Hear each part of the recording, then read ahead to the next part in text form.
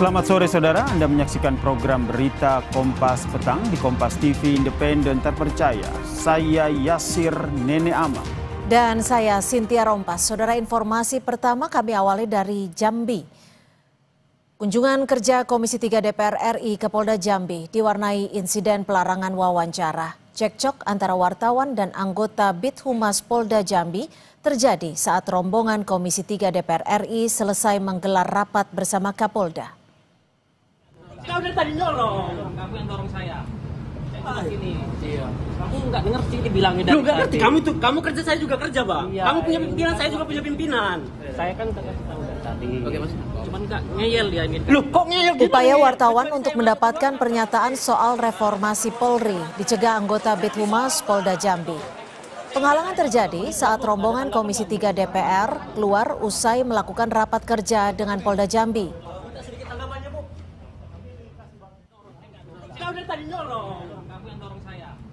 Cekcok antara wartawan Kompas.com dan petugas Polda terjadi saat petugas yang mengenakan seragam Humas Polri tidak memberi kesempatan wartawan untuk melakukan sesi wawancara hingga seluruh anggota DPR RI masuk ke lobi area gedung. Masih kepolisian, Bu. Ada tanggapan nggak, Bu?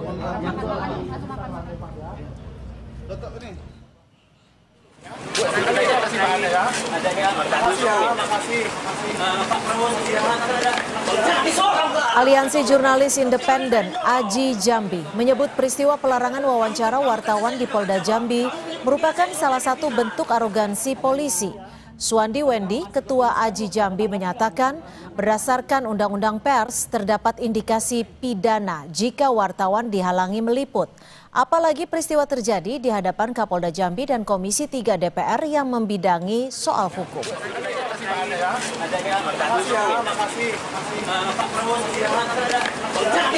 Arogansi polisi yang kemudian menurut analisis kami ini ada indikasi tindak pidana ya, kalau sesuai Undang-Undang Pers dengan ancaman 2 tahun penjara. Peristiwa ini terjadi di hadapan Kapolda Jambi gitu. Ya. Kemudian ada Ketua Wakil DPR yang kemudian juga mengurusi soal hukum. Kompas TV sudah berupaya meminta tanggapan dari Polda Jambi terkait penghalangan wawancara terhadap wartawan saat meliput di Polda Jambi. Namun hingga sore ini belum ada pernyataan atau keterangan yang disampaikan terkait hal ini. Kalian sama Humas, kita ini bukan digaji polisi kerja. Iya kan, kita sudah. Tapi kan kamu masih.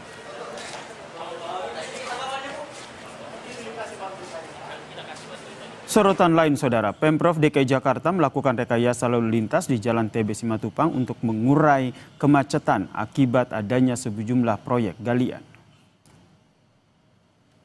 Ini adalah pantauan udara kondisi kepadatan lalu lintas di Jalan TB Simatupang pada hari ini saudara. Banyaknya kendaraan dan adanya penyempitan jalan membuat kemacetan terjadi. Rekayasa lalu lintas pun dilakukan dengan membuka satu ruas jalan tol Jor dari gerbang tol Fatmawati 2 pada pukul 5 sore hingga pukul 8 malam nanti khusus untuk kendaraan roda 4. Selain membuka ruas jalan tol secara gratis, rekayasa juga dilakukan dengan menutup sejumlah akses dan putaran balik. Uji coba ini saudara berlangsung mulai hari Senin hingga hari Jumat mendatang.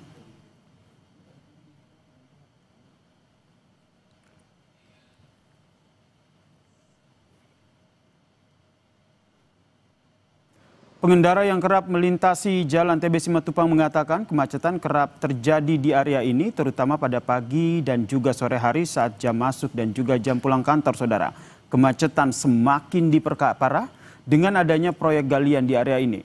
Warga pun berharap dengan adanya rekayasa lalu lintas bisa mengurai kemacetan yang terjadi.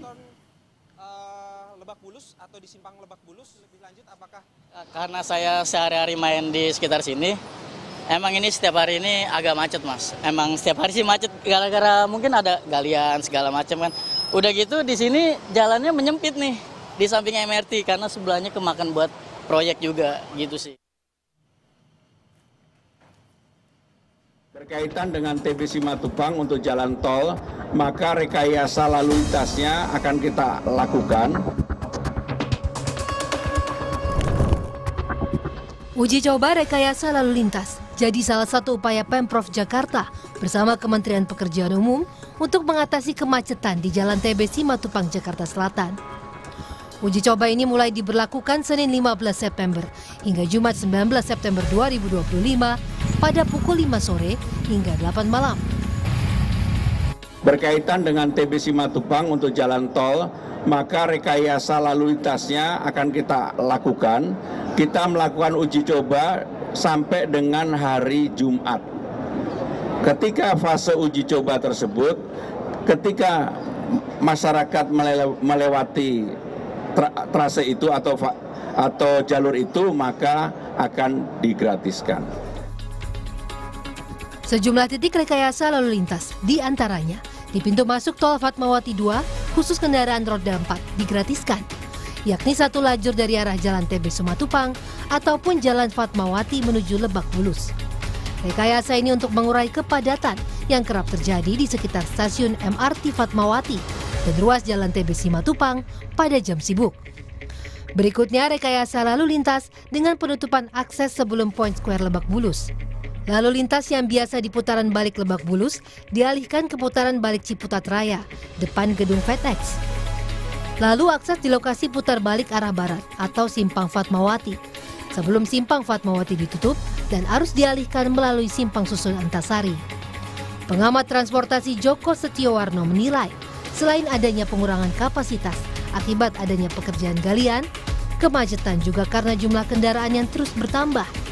Dan lokasi ini merupakan titik pertemuan kendaraan dari kota penyangga, seperti Depok, Bogor, dan Tangerang. Ini kan kenapa TB Simatupang itu macet? Karena ada pengurangan kapasitas. Kapasitas berkurang karena ada pekerjaan galian. Ya, itu sebab utamanya di situ dulu ya, yang secara mikronya. Tapi secara makronya memang di situ banyak terjadi pertumbuhan bangkitan cukup besar juga. Yang dulunya nggak diperkirakan hanya jalan biasa, ternyata orang beralih juga bisnisnya nggak di pusat kota di Jakarta, sudah beralih ke selatan.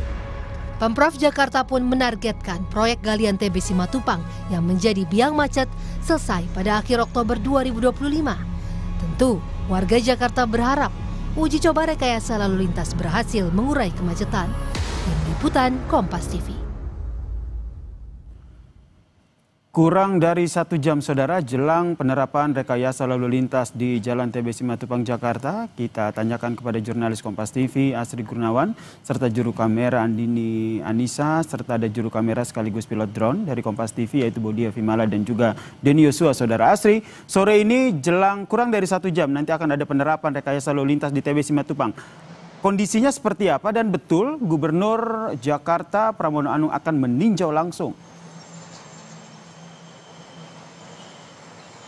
Ya, hasil pantauan terkini kondisi lalu lintas di kawasan TB Simatupang, khususnya di titik saya melaporkan dekat MRT Fatmawati, sudah cukup padat oleh kendaraan karena mengingat saat ini sudah kurang dari 1 jam lagi menuju penerapan ataupun juga menuju peak hour atau jam sibuk di mana orang-orang pada umumnya ini melakukan perjalanan pulang kerja begitu. Dan sampai saat ini kami pantau sudah ada mulai penyendatan atau kendaraan ini sudah mulai berhenti karena kalau kita lihat dan juga ditunjukkan secara visual oleh pantauan udara dari juru kamera Kompas TV sekaligus pilot drone Denny Yosua dan Bodia Vimala bahwa kalau di kawasan dekat MRT Fatmawati ini ada penyempitan jalur atau pengurangan kapasitas jalan. Pertama memang karena ada proyek ataupun juga proyek galian yang ini masih belum usai dan ini menyebabkan atau ditengarai menjadi penyebab terjadinya kemacetan. Selain itu juga volume kendaraan yang terus meningkat apalagi di peak hour di jam-jam sibuk khususnya seperti sore hari saat ini. Dan berdasarkan informasi yang kami peroleh dari Pemprov DKI Jakarta sekaligus Dinas Perhubungan DKI Jakarta yang perlu dipahami oleh Anda pengendara ataupun juga pengguna jalan di kawasan TB Simatupang, ada 2 rekayasa lalu lintas. Pertama ini ada penutupan akses ataupun juga penutupan putar balik begitu. Dan yang kedua ada penambahan kapasitas jalan. Bicara soal penambahan kapasitas jalan, ini ada tambahan 1 jalur di jalur paling kiri di tol Fatmawati 2 yang difungsikan untuk dalam catatan untuk kendaraan roda 4 saja dan ini difungsikan secara gratis atau tanpa biaya. Ini dilakukan dari gerbang tol Fatmawati 2 sampai dengan off-ramp tol Lebak Bulus begitu. Ini digunakan atau diakomodir untuk kemudian bisa mengurai kemacetan. Dan terkait dengan penutupan akses putar balik ada 2 titik. Yang pertama ini akses dari lajur kiri ke kanan sebelum Point Square ditutup saudara, dan pengendara yang biasa berputar di U-turn Lebak Bulus dialihkan ke U-turn Ciputat Raya atau di dekat FedEx. Titik kedua ini di putaran balik barat sebelum Simpang Fatmawati juga ditutup, arus dialihkan melalui U-turn Antasari. Jadi itu 2 titik yang perlu diketahui dan dipahami oleh para pengendara yang melewati kawasan TB Simatupang. Nah, kemudian ada beberapa rute alternatif juga yang bisa dilintasi oleh para pengemudi, diantaranya pengendara dari off-ramp Lebak Bulus menuju arah timur Fatmawati bisa melalui jalan RA Kartini dan berputar di U-turn Lebak Bulus. Kemudian di arah timur, Pondok Labu, Cipete, Fatmawati juga tetap bisa berputar di U-turn Lebak Bulus. Kemudian kendaraan dari jalan Adiaksa menuju timur dialihkan ke U-turn Ciputat Raya. Selanjutnya arah barat dari Lebak Bulus atau Pondok Indah yang ingin berputar ini bisa menggunakan di U-turn Antasari, dan terakhir pengendara dari arah utara Jalan Pangeran Antasari dan dari arah timur Cilandak atau Kampung Rambutan menuju Pondok Labu disarankan untuk memanfaatkan tol Desari off-ramp Andara, kemudian Jalan Andara Raya, Jalan Marga Satwa, dan Jalan Pondok Labu Raya.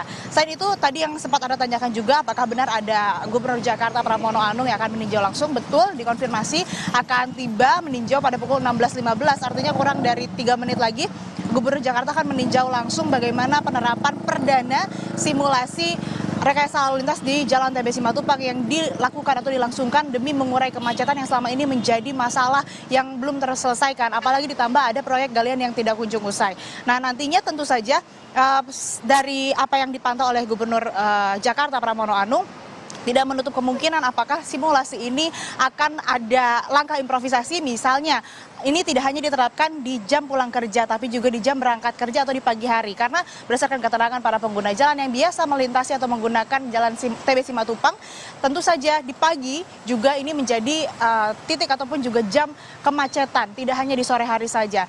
Selain itu yang perlu juga diperhatikan khususnya oleh Pemprov DKI Jakarta, alangkah lebih baiknya apabila informasi dan juga sosialisasi tidak hanya disebarkan melalui media sosial saja, melalui Dinas Perhubungan ataupun juga melalui Pemprov DKI Jakarta, tapi juga ada rambu atau spanduk yang menunjukkan atau menjadi aba-aba bagi para pengendara atau pengemudi bahwa ada rekayasa lalu lintas yang diterapkan. Sebetulnya tadi kami melihat salah satu spanduk, tapi dirasa atau kami pahami kurang begitu besar, sehingga juga kami menyarankan untuk tetap memasangnya di jalan sebelum di jalur TB Simatupang atau di dekat MRT Fatmawati. Sementara demikian, kembali ke Anda ya, di studio.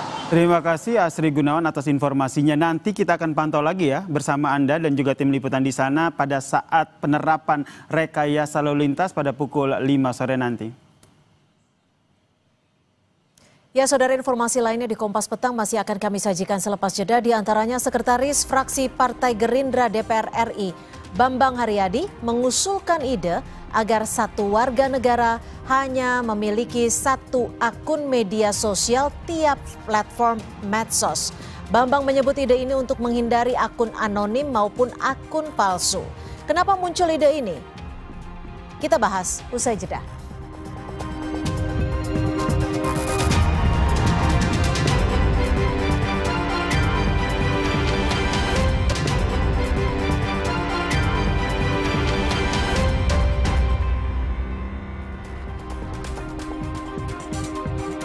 Terima kasih Anda masih bersama kami di Kompas Petang. Saudara, Sekretaris Fraksi Partai Gerindra DPR RI, Bambang Haryadi, mengusulkan ide agar satu warga negara hanya punya satu akun media sosial tiap platform medsos. Bambang menyebut ide ini untuk menghindari akun anonim maupun akun palsu. Bambang menyebut informasi yang disampaikan di media sosial harus dapat dipertanggungjawabkan. Ia menyoroti fenomena akun anonim dan buzzer alias pendengung yang belakangan memang marak berseliweran di berbagai media sosial.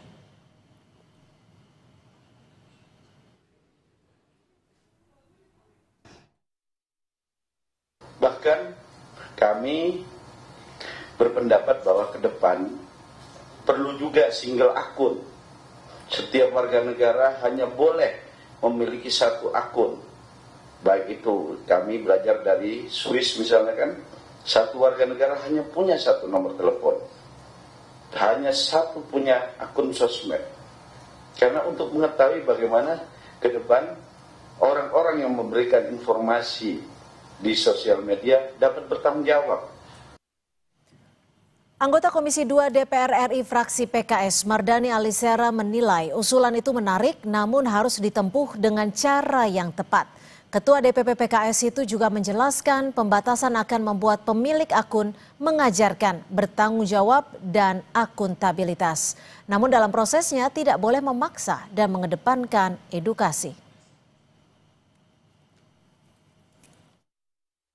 Terkait ide satu orang satu akun menarik karena mengajarkan tanggung jawab dan akuntabilitas. Saya dukung, tetapi prosesnya tidak boleh pemaksaan. Prosesnya bangun edukasi, kasih waktu 3 tahun untuk ditertibkan. Dari situ semua orang punya akun resmi yang bertanggung jawab. Menanggapi usulan satu orang satu akun media sosial untuk setiap platform, Sekjen Partai Demokrat Herman Khairun tidak setuju. Pasalnya media sosial juga digunakan warga untuk melakukan usaha. Usul satu orang hanya memiliki satu akun media sosial ditujukan untuk menekan akun anonim atau akun palsu. Namun Demokrat tidak sepakat, saudara. Khairun bilang pelaksanaan akan sulit dilakukan. Ia menambahkan media sosial adalah medium berkomunikasi. Ketimbang dibatasi, pemerintah seharusnya cukup mengawasi dan mengedukasi.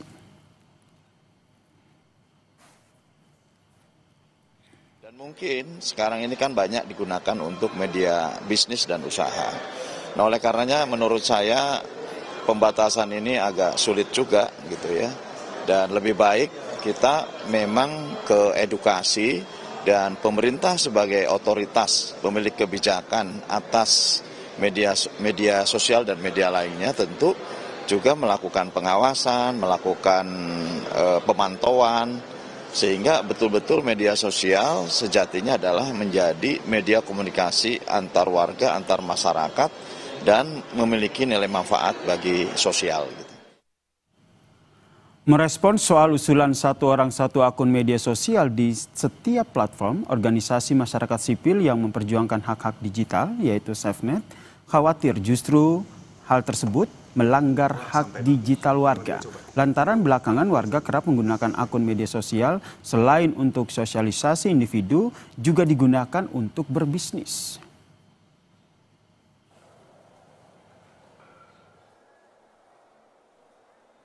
Ini sebetulnya bukan solusi kalau kamu lihat ya, bahkan berisiko melanggar hak digital warga gitu, karena kita tahu banyak sekarang orang menggunakan akun media yang berbeda, media sosial yang berbeda itu untuk urusan kerja, pribadi, bisnis gitu, bahkan untuk melindungi diri dari serangan digital gitu ya. Jadi yang dibutuhkan memang regulasi ataupun implementasi regulasi yang lebih cerdas gitu ya, bukan pembatasan yang bahkan akan lebih banyak merugikan warga ketimbang untuk menindak pelaku kejahatan. Kita bahas soal usulan satu orang satu akun tiap media sosial bersama dengan Ketua Badan Kerjasama Antar Parlemen DPR RI Mardani Alisera dan juga Direktur Eksekutif Amnesty International Usman Hamid. Selamat petang semuanya. Saya ke Bang Mardani dulu. Ini usulan ini ternyata menuai pro dan kontra ternyata. Apakah usulan ini sudah dibahas di DPR? Belum.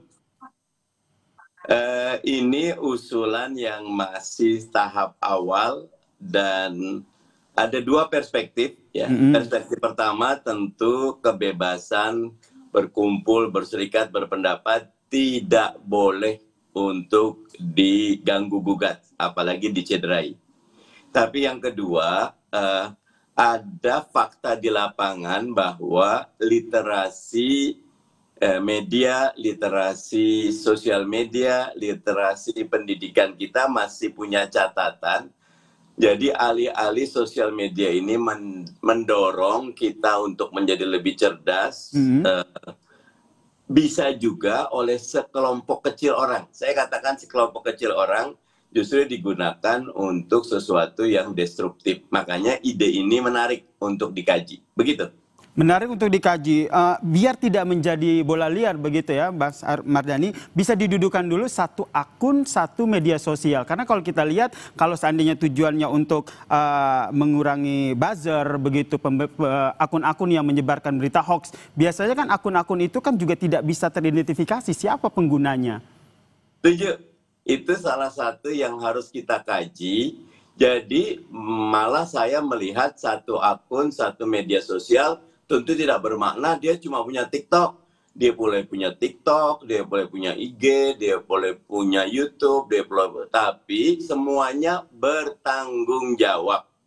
Semuanya melakukan literasi dengan baik. Walaupun sekarang sudah sangat baik teman-teman Komdigi sebelumnya Kompo bahwa tidak bisa kita buka handphone, bisa punya akun kecuali punya nick dan segala macamnya. Begitu. Baik, saya ke Mas Usman. Mas Usman melihatnya seperti apa? Apakah ini betul untuk merapikan kita dalam bermedia sosial atau Anda melihatnya lebih kepada ini melanggar hak warga di era digital? Ya, saya lebih melihatnya dalam konteks hari ini. Konteksnya itu adalah makin kuatnya penggerusan terhadap kebebasan sipil. Makin menyempitnya ruang publik yang aman untuk menyampaikan kritik dan pikiran-pikiran masyarakat. Terutama belakangan ini bukan hanya melalui media sosial, tapi melalui demonstrasi. Dan ada usaha-usaha untuk menyempitkan ruang publik itu, termasuk di dalam dunia maya, dengan berbagai cara. Gitu. Dari mulai kriminalisasi, intimidasi, sampai yang terakhir, pemblokiran atau pelarangan misalnya siaran langsung di TikTok misalnya gitu.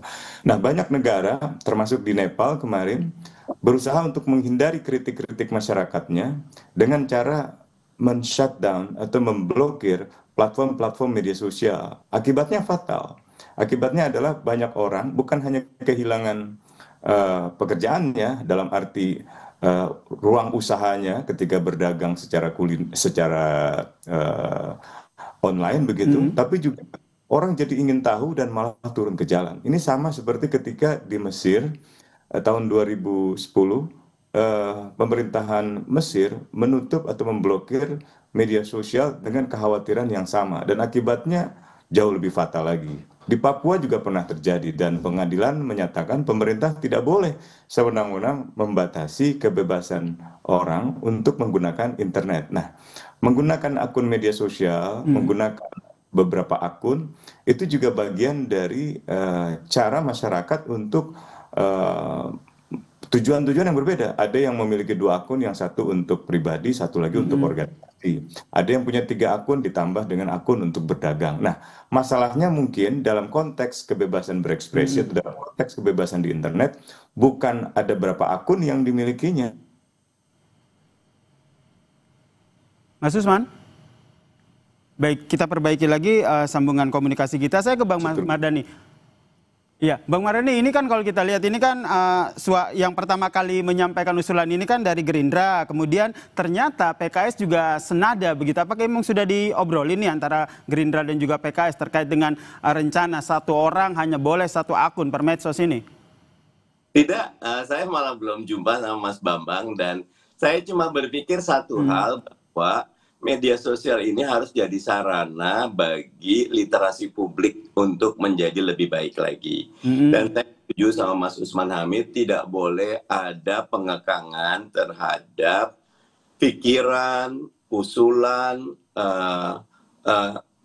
aspirasi dari masyarakat. Dan karena itu, karena ini masih di awal, saya setuju ini dikaji bersama. Begitu. Oke, dikaji bersama berarti belum diketok palu ya untuk 1 akun untuk 1 orang begitu ya? Bahkan yang tadi Mas Usman Hamid bilang bahwa ada yang akunnya untuk pribadi, ada yang buat jualan, ya buat saya boleh saja, malah bagus gitu. Bahkan sebagian udah mulai punya akun avatar Mas Usman Hamid karena ketika dalam beberapa hal tidak nyaman dengan pribadi, tapi dia mau bertanggung jawab, tapi perlu ada 2-step verification, dia pakai akun avatar. Buat saya, selama apakah akun itu sesuai dengan etika dan logika publik serta memiliki literasi yang baik termasuk kritik yang kuat. Pak Prabowo di sidang umum DPR MPR kemarin kritik pemerintah, dan saya setuju kalau kejadian beberapa aktivis ditangkap perlu betul-betul hati-hati disikapi karena beberapa punya kritik yang baik, begitu. Berarti sepakat ya, selama akun itu dipergunakan dan dipertanggungjawabkan tidak perlu begitu ya sampai diblokir ataupun dihapus begitu. Saya ke Mas Usman. Mas Usman, melihat adanya usulan tersebut, apakah ini dilatar belakangi oleh memang saat ini tim siber ataupun mereka-mereka yang bergerak di bidang ini tidak mampu, tidak sanggup untuk memberantas anonim-anonim buzzer-buzzer yang memang bisa menimbulkan provokasi di media sosial? Saya kira mereka sanggup. Satuan reskrim atau di reskrim di kepolisian yang berhubungan dengan cyber misalnya atau cybercrime, kejahatan siber, memiliki kemampuan teknologi yang sangat canggih. Problemnya seringkali akun-akun yang disebut sebagai buzzer itu juga terafiliasi ke lingkaran politik tertentu. Gitu. Ini yang jadi masalah, apalagi menjelang pemilu. Menjelang pemilu itu ada semacam industri jasa konsultansi, termasuk jasa buzzer, untuk kampanye mendukung seseorang yang biasanya memiliki pengaruh politik yang besar, pengaruh uang yang besar, pengaruh di dalam kekuasaan yang besar. Nah, ini saya kira tantangannya bukan ada pada tantangan teknis, melainkan sekali ada pada tantangan politis begitu. Jadi menurut Anda Mas Usman, kenapa akhirnya DPR mengusulkan itu? Toh tim siber juga sebenarnya bisa loh untuk memberantas akun-akun anonim, akun-akun buzzer. Ya, saya kira sulit untuk dipisahkan dari konteks besar tadi dengan menyempitnya ruang kebebasan di internet dan ditambah dengan pemicu yang terakhir dengan mundurnya Mbak Saraswati, Rahayu Saraswati, keponakan Presiden Prabowo, yang mungkin banyak orang melihatnya di dalam media sosial keterangannya dipindahkan konteksnya sehingga menimbulkan salah paham gitu. Jadi ia waktu itu memberikan pernyataan dengan tujuan membangun semacam semangat wirausaha, tapi dilemparkan ke beda konteks sehingga terkesan ia seperti menganjurkan orang untuk cari tanggung jawab sendiri, nggak usah bertanggung jawab pada pemerintah. Nah itu konteks yang berbeda. Oke, saya ke Mas Mardhani. Mas Mardhani, jadi sebenarnya PKS sendiri atau Anda sendiri? Iya. Oke. Baik, saya ke Mas Mardhani Alisera. Mas Mardhani, jadi menurut Anda ini lebih condong kemana nih nanti pembahasan di DPR sendiri? Diperbaiki dulu, ini memang sudah ada. Jadi kita lakukan pengawasan aja dulu. Fokus untuk menghapus akun-akun buzzer yang menimbulkan provokasi di media sosial, atau langsung mengetok palu soal usulan satu orang, satu akun ini? Saya menyatakan usulan satu orang, satu akun itu call tinggi. Dan usul saya 3 tahun ini kita punya komitmen bersama membersihkan ruang publik termasuk sosial media dari orang-orang yang tidak bertanggung jawab. Termasuk yang tadi Mas Usman Hamid katakan, sejak saya sih yakin 80-90% pengguna sosmed itu baik semua. Tetapi memang ada lubang yang itu oleh kekuatan tertentu digunakan untuk merusak. Sebetulnya paling baik adalah preventif. Teman-teman di BRSN, Badan Sandi Negara, teman-teman di cybernya kepolisian, dan teman-teman TNI ataupun intelijen bisa melakukan pemetaan dengan baik. Kemarin ada satu yang bagus, Singapura itu ada pembatasan apapun. Tapi 4 bulan yang lalu satu orang itu ditangkap karena dari gerak-gerik melalui sosial media ataupun pembelian yang terdeteksi dari emailnya, dia beli beberapa alat, dia ingin melakukan gerakan seperti pembunuhan di masjid di New Zealand. Nah itu saya 2 thumbs up buat intelijen yang baik seperti itu. Jadi ada masalah yang harusnya selesai dilakukan oleh Special Force, jangan dilakukan secara general. Jadi kalau ide satu akun, satu orang satu akun, pandangan saya itu lebih kepada ayo kita bertanggung jawab terhadap akun kita. Kalau sekarang ini katakan dahulu dan kedepankan preventifnya dan jangan ada pengekangan terhadap kebebasan berpendapat. Oke, jangan ada pengekangan kebebasan berpendapat ya, terutama di media sosial. Hal senada yang juga tadi disampaikan oleh Mas Usman, jangan sampai ruang publik di media sosial ini semakin dipersempit. Anda membacanya seperti apa? Atau apa rekomendasi yang Anda sampaikan ke DPR yang hingga saat ini juga aturan ini juga masih digodok, Mas Usman? Ya, 4 hal yang harus dipertimbangkan. Pertama itu, karena ini arahnya adalah pembatasan untuk kepemilikan akun, maka pembatasan itu harus dituangkan di dalam undang-undang, harus prescribed by law. Yang kedua, memang harus benar-benar dibutuhkan, harus ada kajian yang komprehensif tentang mengapa aturan ini diperlukan gitu. Nah, yang ketiga, ketika ada pembatasan harus proporsional. Misalnya, kalau satu orang memiliki dua akun, yang satu untuk organisasinya, satu untuk dirinya sendiri, atau yang satu untuk berdagang, jangan sampai dipaksakan untuk memiliki satu. Itu tidak proporsional. Dan yang terakhir harus bersifat akuntabel, bisa dipertanggungjawabkan bahwa pembatasan itu benar-benar pembatasan yang bisa dibenarkan oleh hukum, misalnya begitu. Oke, Anda sepakat, Bang Mardhani? Setuju, tinggal kata kuncinya kalau buat saya, jangan konsentrasi kepada publik secara umum, tapi teman-teman di Sandi dan Cyber, teman-teman di kepolisian, teman-teman di intelijen, fokus mengumumkan 1, 2, 3, 4, 5, dan berapa akun ini yang selama ini sudah terbukti. Dipublish saja biar semua tahu. Akhirnya, tidak negara melawan publik, tapi negara, publik, dan semua mereka yang sadar melawan orang-orang yang menggunakan media sosial untuk tujuan-tujuan yang buruk. Harus kolaborasi seperti itu. Nggak boleh ada pendekatan negara yang justru membatasi. Kisah di Nepal buat saya banyak sekali pelajaran yang didapat. Begitu. Oke, berarti ini nanti ujungnya akan merevisi Undang-Undang ITE. Singkat saja, Mas Ali. Masih jauh ya? Ini masih ide yang bergulir dan masih terbuka kemungkinan banyak. Baik, terakhir ke Mas Usman. Mas Usman, melihat adanya usulan dari DPR ini, apakah ini bisa dikatakan bahwa wah ini jangan-jangan memang kebebasan berpendapat di media sosial, di ruang media sosial ini ingin dipersempit? Singkat saja. Ada kecenderungan itu dan angkanya kelihatan dalam datanya, misalnya SafeNet, 500 lebih kasusnya. Di dalam data penelitian Amnesty beberapa tahun silam, itu ada 328 orang yang diserang, termasuk melalui peretasan, melalui kriminalisasi atas konten yang mereka utarakan di media sosial. Bahkan dalam kasus tertentu, termasuk di Papua, media sosial itu menjadi semacam tempat di mana negara mengintai warganya, gerak-gerik aktivisnya, dan bahkan di tingkat tertentu aparatnya terlibat di dalam pembunuhan. Pada saat yang sama, pelaku-pelaku politik seringkali menggunakan buzzer untuk melemahkan lembaga-lembaga yang penting seperti KPK. Disebarluaskan seolah-olah ini adalah sarangnya lembaga Taliban, sarangnya lembaga radikalisme gitu. Dengan akun-akun yang jumlahnya luar biasa dan bisnis buzzer ini bisnis miliaran yang saya kira memang harus ditertibkan tapi bukan dengan cara memberikan penghukuman kepada semua pengguna media sosial, tapi kepada orang-orang tertentu saja yang memang menyalahgunakan kebebasan berekspresi hanya untuk tujuan-tujuan yang justru merusak demokrasi, gitu, merusak kebebasan. Baik, kita nantikan seperti apa usulan ini akan bergulir di DPR. Terima kasih Mas Usman, terima kasih Mas Mardhani Alisera telah bergabung bersama kami di Kompas Petang. Salam sehat semuanya. Terima kasih semua. Saudara, Komisi Orang Hilang dan Korban Tindak Kekerasan Kontras melaporkan 3 orang masih belum ditemukan pasca aksi unjuk rasa akhir Agustus lalu. Sementara Polda Metro Jaya belum menerima laporan orang hilang. Sesaat lagi kita akan hadirkan perbincangannya.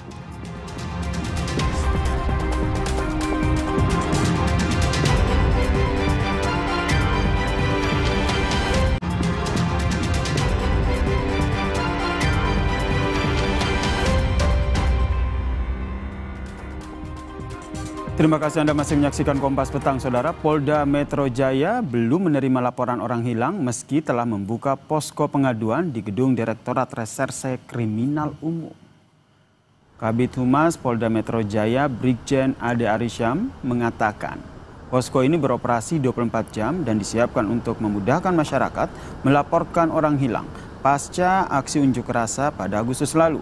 Selain menerima laporan, petugas di posko ini juga siap memberikan informasi terkini terkait dengan penemuan atau identifikasi korban dan berkoordinasi dengan rumah sakit maupun instansi terkait lainnya. Sampai dengan saat ini, siang hari ini ya, jam 10:15, tidak ada ya, atau belum ada laporan yang kami terima terkait dengan orang hilang. Posko ini diharapkan betul-betul dapat mempercepat proses pencarian orang hilang dan dapat mempercepat memberikan kepastian kepada keluarga, orang tua, yang saudara, anak, dan kerabatnya hilang.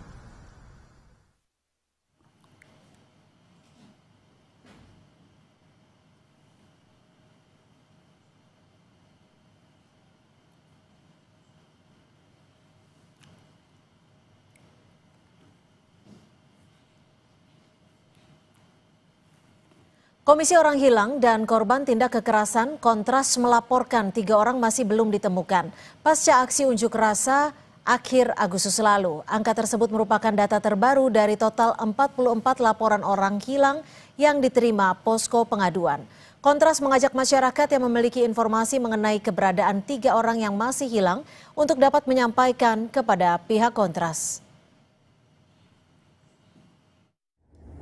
Dari posko pengaduan orang hilang ini, kami menekankan pentingnya pemerintah Republik Indonesia untuk segera melakukan ratifikasi Konvensi Internasional Perlindungan Semua Orang dari Penghilangan Paksa sebagai sebuah mekanisme prevensi ke depan untuk tidak pernah ada lagi tindakan-tindakan penghilangan orang secara paksa, yang mana kami tekankan bahwa tindakan penghilangan orang secara paksa merupakan sebuah tindakan pelanggaran hak asasi manusia.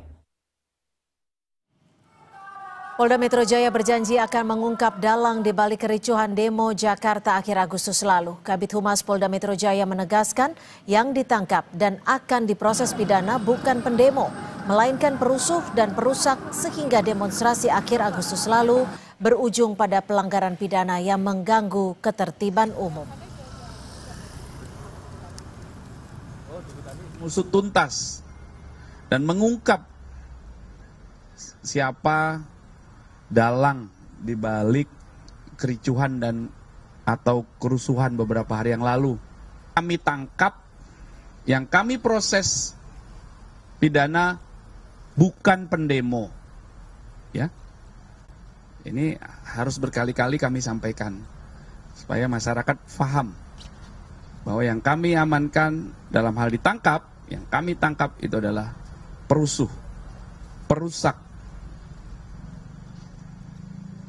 ya, pembakar. Soal laporan orang hilang saat aksi demo akhir Agustus lalu kita bahas bersama Koordinator Kontras Dimas Bagus Arya dan Ketua Harian Kompolnas Arief Wicaksono. Selamat petang Mas Dimas. Pak Arief, terima kasih sudah bergabung bersama kami di Kompas Petang. Mas Dimas. Ya, Mas Dimas. Sore, Mbak Cynthia. Selamat sore, terima kasih. Mas Dimas, dari 44 laporan, saat ini tersisa 3 orang yang masih belum ditemukan.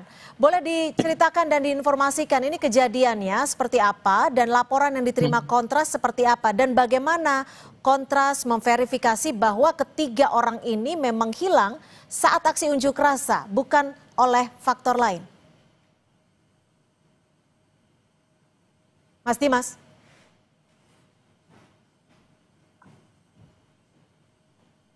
Halo. Ya, silakan. Oke, baik. Terima kasih Mbak Cynthia. Assalamualaikum warahmatullahi wabarakatuh. Jadi kalau kita lihat secara kronologis gitu ya, saya mungkin mau menjelaskan dulu bahwa semenjak tanggal 1 September 2025, Kontras membuka kanal posko aduan orang hilang dan sampai dengan tanggal 12 September kami sudah menghimpun 44 aduan dari masyarakat. Jumlahnya bisa lebih Mbak Cynthia, karena lagi-lagi sebenarnya fenomena penghilangan orang itu atau penghilangan orang secara paksa ini itu juga terjadi dalam serangkaian aksi-aksi masif yang terjadi dalam 5 tahun terakhir gitu ya, kalau kita mau coba untuk merefleksikan itu. Nah, yang kedua, dari 12 hari ini gitu ya, kami juga sudah mengidentifikasi 41 orang yang rata-rata memang kemudian ditemukan di sejumlah kantor-kantor kepolisian mulai di tingkat Polda sampai dengan Polres gitu ya. Dan yang saya mau juga tekankan adalah ada 2 tipikal atau tipologi dari orang-orang yang dilaporkan hilang. Pertama adalah non-demonstran, itu sebanyak 20 orang. Lalu ada demonstran atau yang memang terlibat secara langsung dalam aksinya untuk menyampaikan pendapat, itu ada 18 orang.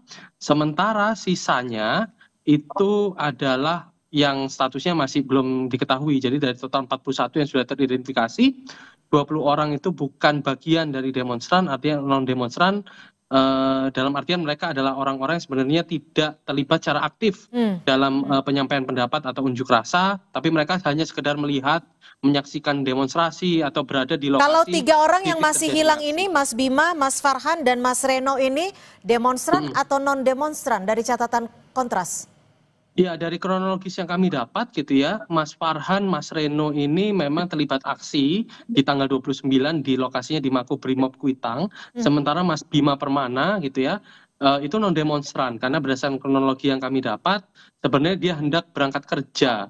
Lalu kemudian terakhir dia memang ada di lokasi yang dekat dengan lokasi tempat tinggalnya, itu lokasi aksi di Palmerah, sekitar Palmerah, lalu kemudian tidak bisa lagi dihubungi. Oke, ditahan sampai di situ. Saya ke Kompolnas. Pak Arief, kalau dari catatan Kompolnas, ini posko pengaduan yang dibuat atau dibuka oleh Polda Metro Jaya saat ini sudah ada berapa laporan orang hilang? Apakah 3 orang yang masih dicatat Kontras ini juga dimasukkan dalam posko ini? Iya, terima kasih Mbak Cynthia, Mas Dimas. Memang beberapa waktu yang lalu kami Kompolnas juga maraton. Kami ketemu dengan Bapak Kapolda Metro Jaya di di kantornya mereka bersama dengan Dirkrimum Pak Irwansyah juga dengan Propam Polda Metro Jaya. Dan kami mendapatkan beberapa laporan yaitu diantaranya adalah penanganan yang bisa dibagi menjadi beberapa klaster, yaitu pelaku demonstrasi yang anarkis, kemudian mereka pelaku lapangan, dan mereka provokator. Kemudian Polda Metro Jaya itu sendiri itu juga sudah membuka posko aduan untuk orang hilang. Yang tadi disampaikan Mas Dimas itu ada 44 orang, masih 3 belum kembali, yaitu Mas Bima, Farhan, dan Reno. Nah, itu dipusatkan di Aula Satya Prabu di Krimum Polda Metro Jaya. Bahkan mereka punya nomor telepon. Nomor teleponnya mohon dicatat 0812 8559 9191. Kami ulangi 0812 8559 9191. Jadi ini bisa berupa WA dan langsung terbuka 24 jam. Demikian. Dari posko ini terintegrasi dengan pihak lain tidak? Mungkin dengan Kontras, dengan Komnas HAM dan lain sebagainya? Kalau menurut yang kami pantau, kami lihat, ini posko ini sudah dibuka dan diinformasikan kepada publik.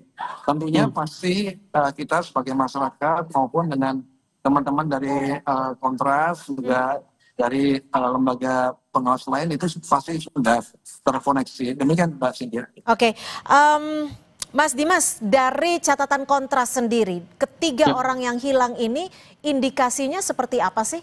Kalau dugaan dari Kontras disebabkan oleh apa?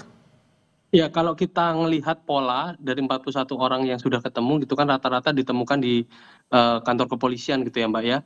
Kan sebenarnya dalam konteks penghilangan orang secara paksa ini ada kaitan yang sangat kuat gitu ya dengan sejumlah tindakan-tindakan penangkapan dilakukan oleh kepolisian maupun pengamanan oleh kepolisian selama proses aksi berlangsung dari tanggal 28 bahkan mundur sebelumnya tanggal 25 sampai 31 Agustus terakhir gitu ya.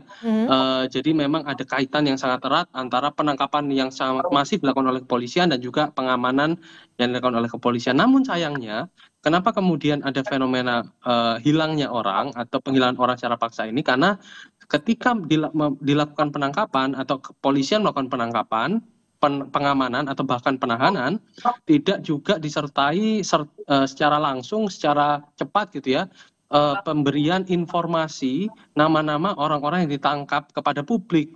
Nah, jadi maaf saya potong Mas Dimas, maaf saya potong. Tadi kalau saya tidak dengar Anda menyebutnya penghilangan orang secara paksa. Pihak mana yang melakukan ini menurut Anda?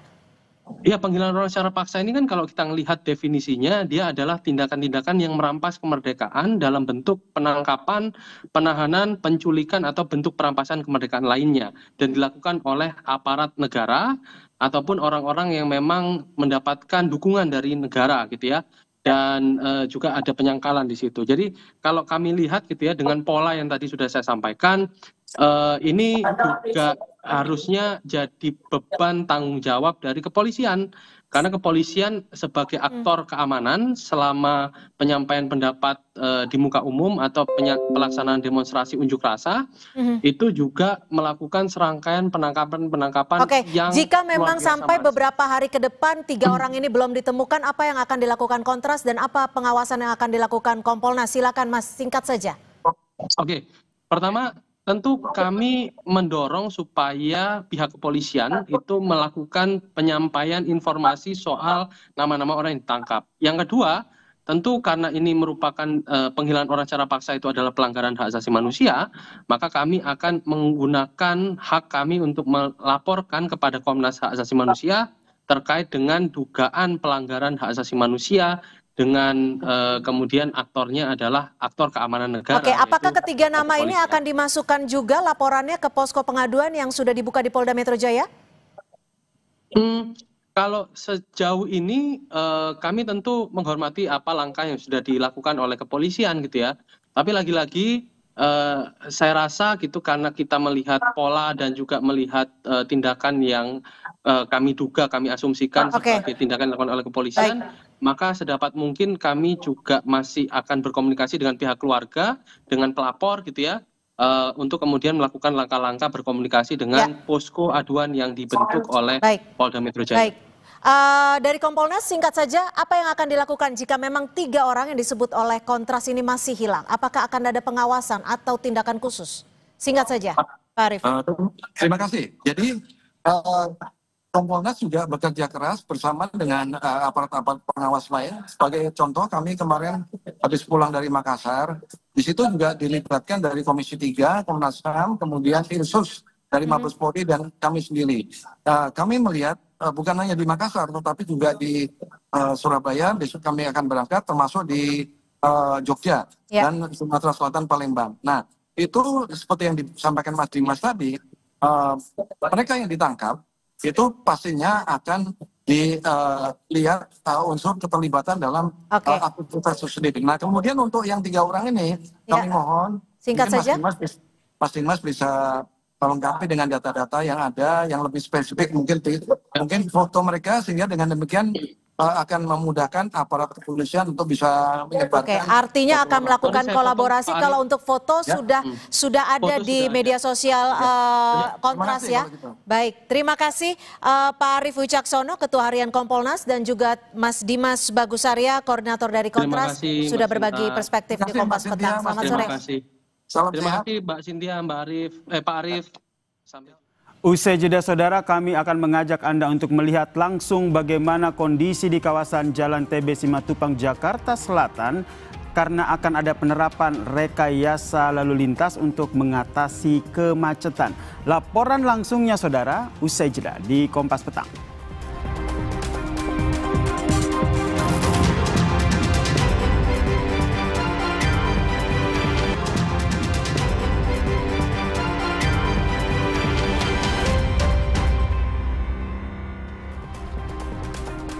Saudara, pemerintah Provinsi DKI Jakarta mulai melakukan uji coba rekayasa lalu lintas di Jalan TB Simatupang, Jakarta Selatan. Saudara, langkah ini diambil untuk mengurai kemacetan yang kerap terjadi, khususnya di Simpang Fatmawati hingga Lebak Bulus.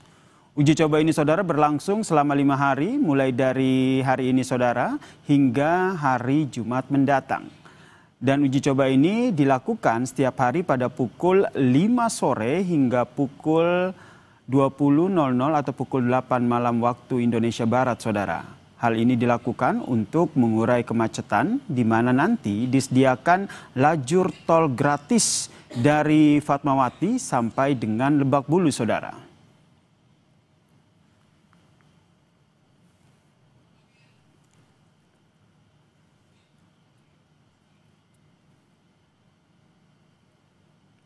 Dan saudara, ini sudah pukul 5 sore waktu Indonesia Barat, itu berarti memang rekayasa lalu lintas di Jalan TB Simatupang ini sudah diberlakukan. Dan visual yang Anda saksikan saat ini adalah visual terbaru dari daerah TB Simatupang, tepatnya di MRT Fatmawati. Gubernur DKI Jakarta memantau langsung bagaimana penerapan dari rekayasa lalu lintas di Jalan TB Simatupang ini, saudara. Rekayasa lalu lintas ini dilakukan sebagai salah satu upaya dari Pemprov DKI Jakarta untuk mengurai kemacetan yang kerap terjadi di Jalan TB Simatupang, saudara.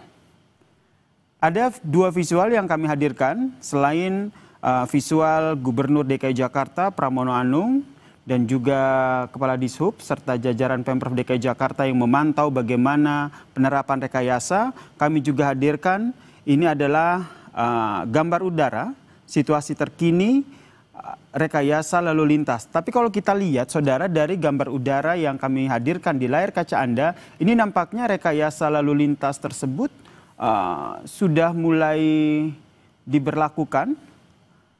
Tampak itu ada beberapa petugas dari Dinas Perhubungan DKI Jakarta yang juga melakukan penerapan ataupun bagaimana memantau bagaimana jalannya rekayasa lalu lintas yang dilakukan, tepatnya di Jalan TB Simatupang, saudara. Kita pantau bagaimana kondisi di sana. Saya sapa jurnalis Kompas TV, ada Eril Wiranata. Eril. Eril, kondisi di sana seperti apa? Betul sudah diterapkan rekayasa lalu lintas di Jalan TB Simatupang ini, Eril? Ya, Sir, memang bisa dilihat untuk simulasi ini dilakukan sejak pukul 5 sore hingga nanti pada pukul 8 malam. Yang dimana juga saat ini dari Gubernur DKI Jakarta Pramono Anung sudah hadir untuk meninjau secara langsung, ya, Sir, yang dimana nanti untuk simulasi ini akan berlaku dari tanggal 15 hingga 19 September. Tepatnya untuk dari gerbang tol Fatmawati 2 yang nantinya akan dibuka secara gratis pada sisi kiri ataupun satu ruas yang dimana nantinya menuju ke exit tol Lebak Bulus. Hal ini dilakukan untuk melakukan dari penguraian kemacetan imbas proyek galian drainase dan trotoar yang berada di sepanjang Jalan TB Simatupang hingga era Kartini ataupun Simpang Fatmawati. Dan selain itu juga memang informasi yang kami terima sebelumnya bahwa dari Pemprov DKI Jakarta mengatakan berkoordinasi dengan pihak proyek penggalian tersebut baik dari Pamjaya yang dimana akan ditargetkan proyek tersebut akan dipercepat hingga targetnya yaitu pada bulan Oktober mendatang, ya, Sir. Yang dimana memang sebelumnya juga kami sempat wawancara terhadap beberapa masyarakat yang berada ataupun pengguna jalan dari TB Simatupang ini. Mereka mengatakan bahwa kemacetan ini sudah terjadi berlangsung lama dan mereka berharap bahwa ada kerja yang dilakukan oleh Pemprov DKI Jakarta untuk mengurai dari kemacetan ini. Dan nantinya mungkin kita akan tanyakan secara langsung, ya, Sir, kepada Gubernur DKI Jakarta Pramono Anung terkait simulasi yang dilakukan pada saat ini. Eril, yang menjadi catatan dari Pemprov DKI Jakarta dalam penerapan rekayasa lalu lintas di Jalan TB Simatupang ini apa saja? Ya, Sir, hal tersebut dilihat karena memang dari jalur yang berada di TB Simatupang ini memang terjadi kemacetan yang cukup panjang sehingga maka dilakukan beberapa upaya. Salah satunya adalah pembukaan dari gerbang tol Fatmawati 2 ini, ya, Sir, yang dimana sehingga untuk roda 4 nantinya bisa menggunakan pada sisi ruas kiri. Hal tersebut menambah dari jalur yang ada karena dikatakan dari warga sekitar pun mengatakan bahwa mendekati dari gerbang tol ini jalanan dilihat atau dinilai bagi warga sekitar ini lebih sempit, terlebih banyaknya proyek galian sehingga cukup terganggu. Dan hal inilah yang dilakukan atau upaya yang dilakukan oleh Pemprov DKI Jakarta untuk melakukan simulasi rekayasa lalu lintas dengan membuka satu ruas di gerbang tol Fatmawati 2. Selain itu juga ada beberapa uji rekayasa lainnya, ya, Sir, yang dimana ada penutupan akses dan putar balik. Mulai dari akses lajur kiri ke kanan sebelumnya pada Point Square ditutup, pengendara yang biasa berputar di Yurtun Lebak Bulus dialihkan menuju Ciputat atau depan FedEx. Lalu kemudian juga ada putar balik barat sebelum simpang Fatmawati ditutup yang nantinya akan dialihkan melalui putar balik Antasari. Yasir. Eril ingin mengonfirmasi karena di sini juga kami tampilkan visual udara begitu kondisi terkini, tapi nampaknya memang gerbang tol pintu gerbang tol Fatmawati 2 ini memang belum dibuka ya, berarti memang belum ada rekayasa lalu lintas terutama bagi pengendara yang ingin melewati gerbang tol Fatmawati 2 menuju Lebak Bulus ya? Ya, memang rencananya saat ini dibuka pada pukul 5 sore akhir, namun melihat memang hingga saat ini petugas masih melakukan persiapan. Sempat beberapa menit lalu saya juga melihat pada ruas 1 ini ditempatkan kon-kon atas batas jalan ya. Tentu hal ini juga dinilai untuk para pengguna jalan khususnya roda 4 yang nantinya akan menggunakan gerbang tol Fatmawati akan menuju ke exit tol Lebak Bulus ya. Hal tersebut juga untuk mengurai dari kemacetan. Oke, Eril. Nantinya mungkin kita akan tunggu pernyataan dari Gubernur Eril. Eril, nanti akan kami hubungi kembali mengenai bagaimana jalannya uji coba rekayasa lalu lintas di TB Simatupang ini. Sudah jam 5:06, namun nampaknya penerapan tersebut belum dilakukan. Kami jeda sejenak saudara, informasi paling baru, informasi terkini dari penerapan rekayasa lalu lintas ini akan kami hadirkan usai jeda saudara.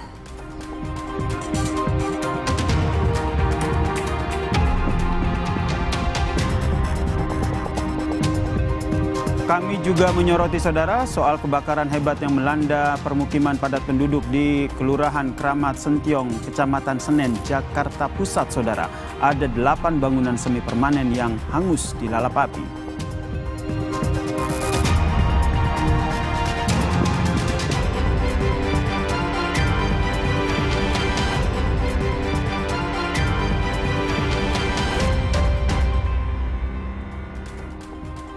Saudara, kebakaran hebat melanda permukiman padat penduduk di Kelurahan Kramat Sentiong, Kecamatan Senen, Jakarta Pusat. 8 bangunan semi permanen terbakar. Belum diketahui pasti penyebab kebakaran ini. Banyaknya material bangunan yang mudah terbakar membuat api dengan cepat membesar dan merembet ke bagian lainnya, saudara. Api pertama kali diduga muncul dari salah satu rumah kontrakan. Petugas pemadam kebakaran sempat kesulitan memadamkan api karena lokasi yang sempit dan sumber air yang jauh. Setelah menerjunkan 17 unit mobil dan 85 personel, api baru bisa dipadamkan 1 jam kemudian. Tidak ada korban jiwa dalam peristiwa ini. Ya, kendala di sini adalah sumber air, Pak. Memang sumber air di sini agak jauh di Kali Sentiong, memerlukan rangkaian cukup jauh. Ya, tapi alhamdulillah unit-unit yang diproduksi cukup banyak, 17 unit sehingga bisa lebih awal membackup perabatan. Berapa rumah yang terbakar? Informasi dari pengurus RT sekitar 6-8 rumah. Presiden Prabowo Subianto, saudara, menggelar rapat terbatas dengan sejumlah Menteri Kabinet Merah Putih di Istana Kepresidenan di tengah rencana pemerintah memberikan sejumlah stimulus ekonomi. Dalam rapat terbatas ini, saudara, disepakati pemerintah akan meluncurkan program paket ekonomi 2025. Menko Perekonomian Erlangga Hartanto mengatakan paket ekonomi ini terdiri dari 8 program akselerasi 2025, 4 program yang dilanjutkan di 2026, dan 5 program andalan pemerintah untuk menyerap tenaga kerja. Erlangga menambahkan, dari 8 program akselerasi, salah satunya adalah bantuan pangan 10 kg beras yang akan diberikan pada Oktober dan November mendatang.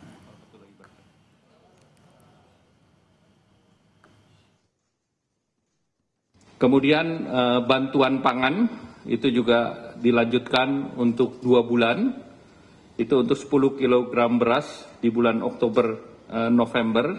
Nanti kita evaluasi untuk bulan berikutnya, bulan Desember. Nah, itu diperlukan dana sebesar 7 triliun. Kompas Petang akan hadir dengan sejumlah informasi lainnya, saudara. Usai jeda, tetaplah bersama kami.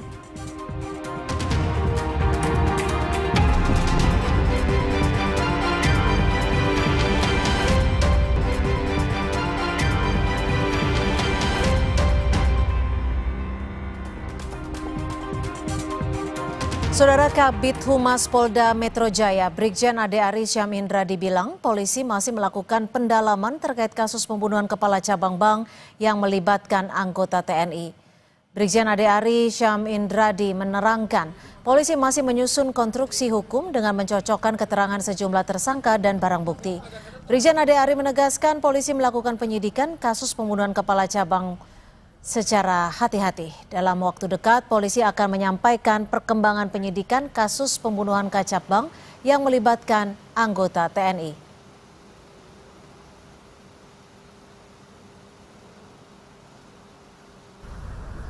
Penyidikan itu dilaksanakan secara hati-hati, secara cermat.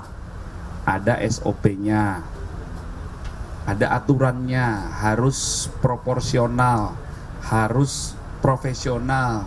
Di sisi lain juga transparan dan akuntabel. Nanti ini terus didalami, dipastikan, ya, disesuaikan antara keterangan saksi yang satu dengan saksi yang lain, saksi yang satu dengan tersangka yang satu dengan tersangka yang lain, tersangka dengan barang bukti, tersangka dengan TKP, saksi dengan TKP, semuanya dicocokkan. Cepet kamu, jangan berlama-lama. Yang mana? Sebelumnya polisi telah menangkap 15 tersangka terkait kasus pembunuhan kepala cabang Bank Muhammad Ilham Pradipta. Pemdam Jaya juga menetapkan satu anggota TNI yakni Kopda FH sebagai tersangka kasus. Dalam kasus ini, tersangka FH langsung ditahan untuk menjalani pemeriksaan. Dari hasil pemeriksaan sementara, FH berperan sebagai perantara yang bertugas mencari orang guna menjemput paksa korban.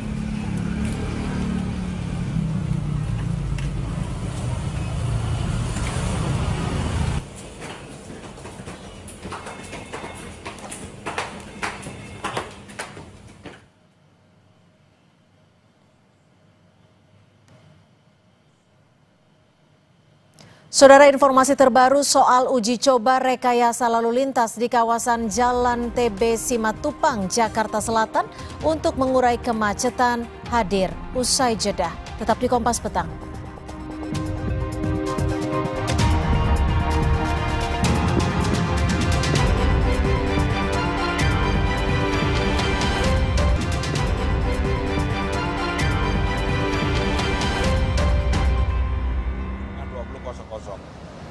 Kalau kemudian dalam simulasi ini berhasil menurunkan kemacetan yang ada di Simatupang maupun di Fatmawati ini, maka saya sudah meminta kepada Dinas Perhubungan untuk bersama-sama dengan BPJT dilakukan sampai dengan akhir Oktober. Saya juga sudah meminta kepada MRT dan Transjakarta, terutama untuk Transjakarta, mereka untuk mempersiapkan supaya naik turun bis tidak lagi seperti yang tadi saya lihat, itu menutup dari 2 jalur menjadi tinggal 1 jalur. Dan itu menjadi salah satu penyebab kemacetan yang ada di TB Simatupang ini. Maka dengan pengaturan yang kita lakukan, mudah-mudahan 5 hari ini akan bisa memberikan hasil yang memuaskan, mengurangi kemacetan secara signifikan. Kalau itu bisa dilakukan, maka saya tadi sudah meminta kepada Asisten Pembangunan bersama dengan Dinas Perhubungan dan BPJT untuk ini sampai dengan akhir Oktober. Kenapa akhir Oktober? Karena di akhir Oktober adalah batas waktu yang saya berikan kepada Pam Jaya untuk air, Pal Jaya untuk limbah, dan Bina Marga. Kalau itu bisa dilakukan, mudah-mudahan persoalan kemacetan di TB Simatupang yang menurut saya horor ini bisa betul-betul kita tangani secara baik. Maka dengan demikian hari ini saya sengaja untuk melihat secara langsung bagaimana proses penanganan ini. Selain tadi, saya juga melihat yang di Cikini untuk membuka jalur yang dinamakan Pelikan Crossing. Dan yang paling penting saya juga sudah menyampaikan nggak boleh ada taksi, ojol atau apapun berhenti di Pelikan Crossing. Kalau itu ada pasti kemacetan akan terjadi. Maka memang Jakarta yang seperti ini penanganannya harus dilakukan langsung di lapangan. Itu ya. Pak, parameter keberhasilannya ini nanti seperti apa Pak untuk pertimbangan nanti di akhir Oktober ini? Yang paling utama 5 hari ini. Kalau 5 hari ini kemacetan katakanlah bisa diturunkan, karena kan kita punya datanya, maka ya kami akan perpanjang sampai dengan Oktober. Kalau enggak menurunkan, ya kita cari jalan keluar yang lain. Tapi saya berharap mudah-mudahan ini bisa menurunkan kemacetan yang ada di sini. Dengan hubungan satu lajur tol ini kan berarti ada potensi pendapatan dari tol sendiri yang berkurang lah kalau dari Tidak ada pendapatan tol yang berkurang karena memang hanya kita gunakan jalur sebelah kiri yang selama ini tidak dilalui, sehingga dengan demikian tolnya pendapatan dari tol nggak berkurang. Kira-kira turun berapa persen Pak untuk nantinya akan dilanjutkan lebih? Saya akan meminta kepada Dinas Perhubungan dan Asisten Pembangunan untuk menghitung itu ya, sehingga kalau kemudian saya jawab pasti saya ngarang. Saya nggak mau ngarang, tapi intinya mudah-mudahan apa yang kita lakukan setelah melakukan evaluasi ini, penurunan kemacetan di Simatupang dapat dilakukan. Saya sendiri sudah 2 kali sengaja naik tanpa dikawal di tempat ini, memang kemacetannya horor. Pak, tenggat waktu proyek galian ini yang sampai akhir Oktober, apakah cuma di TB Simatupang atau di titik lain? Ya, semua yang berkaitan dengan pembangunan yang dilakukan oleh pemerintah Jakarta, saya sudah meminta kepada asisten pembangunan untuk mempunyai aturan main. Sebelum mereka mendapatkan itu dan mengerjakan, maka beberapa hal yang harus dilakukan.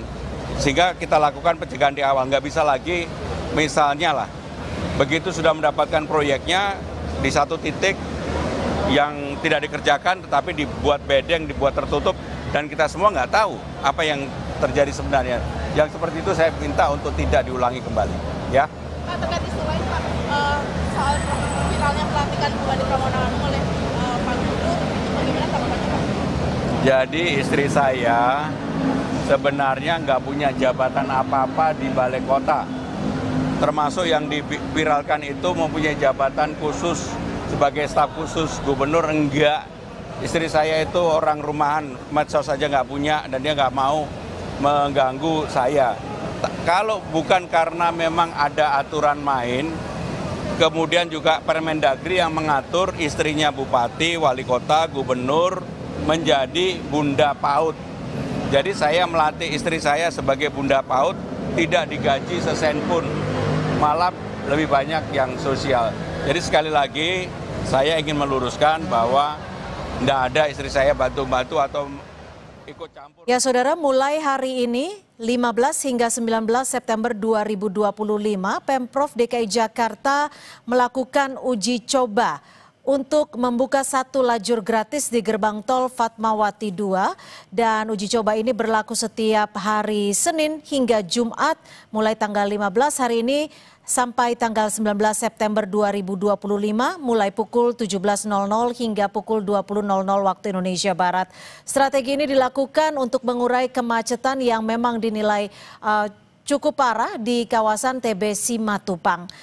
Dan saudara, memang untuk mengatasi kemacetan ini, tol gratis di Fatmawati 2, 1 lajur paling kiri dibuka untuk gratis menuju off-ramp Lebak Bulus dan berlaku hanya untuk kendaraan roda 4. Penutupan akses sebelum Point Square, lalu lintas yang biasa berputar balik di U-turn Lebak Bulus dialihkan ke U-turn Ciputat Raya atau depan FedEx. Sementara itu penutupan putar balik barat-barat Simpang Fatmawati. Sebelum Simpang Fatmawati ditutup, arus dialihkan melalui Simpang Susun Antasari. Dan alternatif jalur, rute alternatif disiapkan bagi kendaraan dari arah timur, barat, utara maupun Pondok Labu, termasuk opsi melalui tol Desari Off-Ramp Andara. Dan sekali lagi tadi juga sudah disampaikan oleh Gubernur DKI Jakarta Pramono Anung bahwa rekayasa lalu lintas ini merupakan bagian dari komitmen Pemprov DKI Jakarta untuk menanggulangi kemacetan akibat proyek galian. Ya, betul sekali Cynthia. Dan saudara, visual yang Anda saksikan saat ini adalah visual terkini bagaimana situasi dari rekayasa lalu lintas di TB Simatupang. Untuk mengatasi kemacetan, kalau Anda lihat memang hanya untuk kendaraan roda 4 saja yang diperbolehkan untuk masuk melalui gerbang tol Fatmawati 2 dan akan keluar di Lebak Bulus, saudara. Dan tadi yang disampaikan Gubernur DKI Jakarta Pramono Anung, ini akan terus dievaluasi dulu. Nanti kalau seandainya efektif untuk mengatasi kemacetan, kemungkinan besar akan diperpanjang lagi rekayasa lalu lintas ini sampai bulan Oktober. Dan dipastikan juga proyek pengerjaan sejumlah galian di area TB Simatupang ini juga harus segera diselesaikan. Dan saudara, informasi tadi juga menjadi penutup perjumpaan kita di Kompas Petang hari ini. Terima kasih, saya Cynthia Rompas. Dan saya Yasir Neneama, terima kasih, sampai jumpa.